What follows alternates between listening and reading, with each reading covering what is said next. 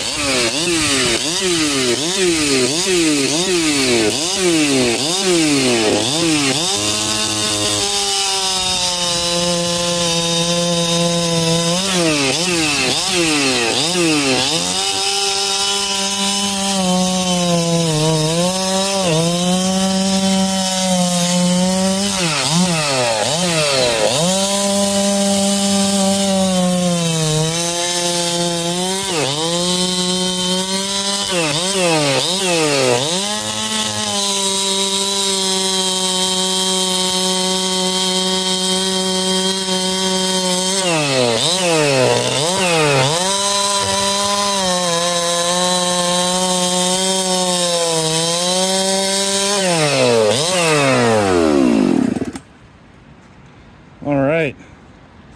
How do you like it? I love it. You do? Okay, Pretty cool. responsive. Second tank full of fuel. Got a long ways to break it in yet, but it's cutting good. All right. It's an animal. All right, that's it.